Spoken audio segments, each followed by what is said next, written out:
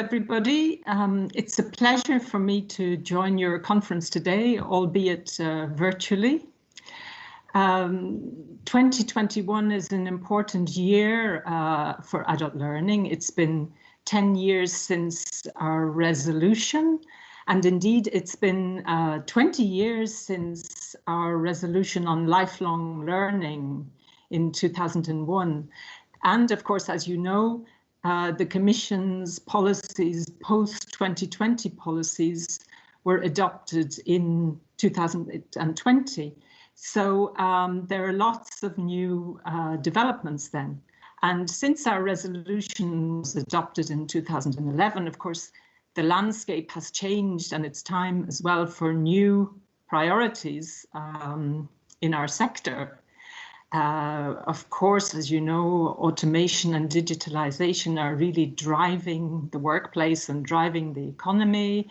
And then we have the green agenda, the Green Deal, and the attempts to have a greener economy going forward. And then, of course, we have an aging society. Our demographic is getting older. And of course, there's migrants coming into Europe. And then on top of all of this, since last March, we've had the COVID pandemic, which has really set back all our economies that were really progressing and coming out of the last recession. And now we're threatened again with high rates of unemployment and new social and economic problems. But as you know, the Commission has negotiated quite a big budget to deal with the recovery. And hopefully some of this will be going to skills and learning. And I'd like just to say that in the bigger context of European policy, our education and training policy fits into this Commission's policy of having a strong social Europe for just transitions, so transitions to green and digital economies that work for everybody and leave nobody behind. And underpinning this objective is the European Pillar of Social Rights. And as you know, the first principle of this European Pillar of Social Rights is the right to quality and inclusive education, training, and lifelong learning for everybody. So this is something that we will be striving to achieve in our post-2020 policies. And just to come back then to the policy framework for our work until 2025. Last July, the Commission adopted the European Skills Agenda, and in September, the Commission adopted the European Area of Education.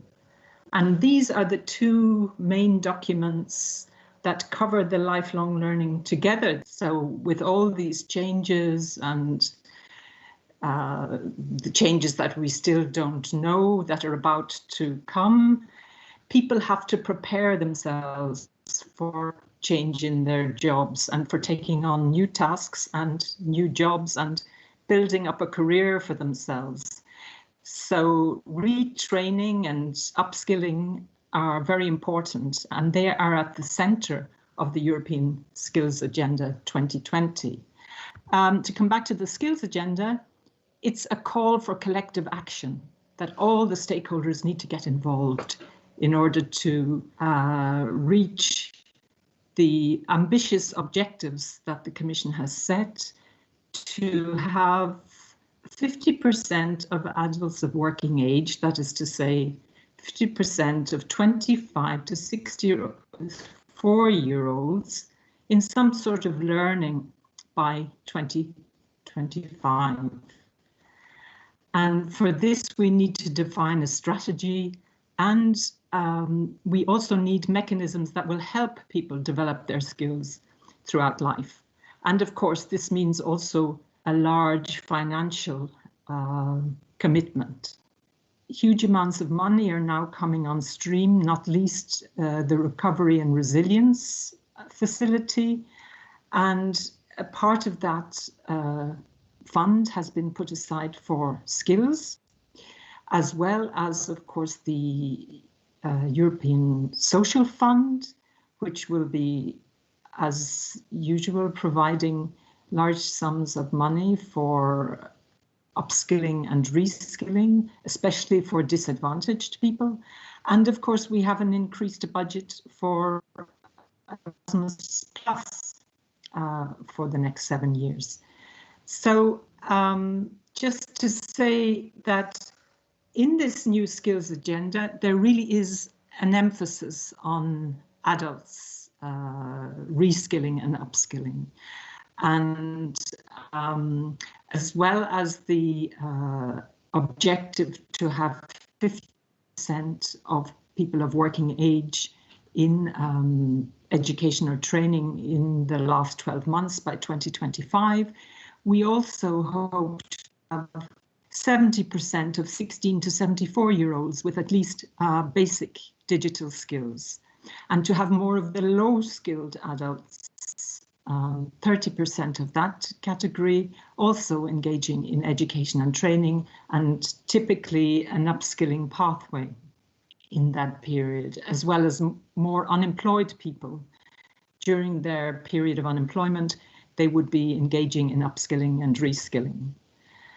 And then to come back again to skills for life, because I think if the COVID pandemic has shown us anything, it has underlined the importance of life skills and our capacity to adapt and to change and to care for each other as a community.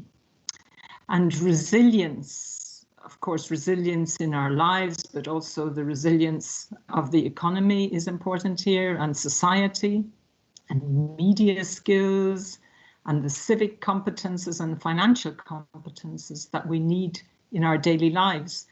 And of course, this goes beyond skills for jobs, and it includes things like voluntary work, it includes intergenerational learning, it includes older people.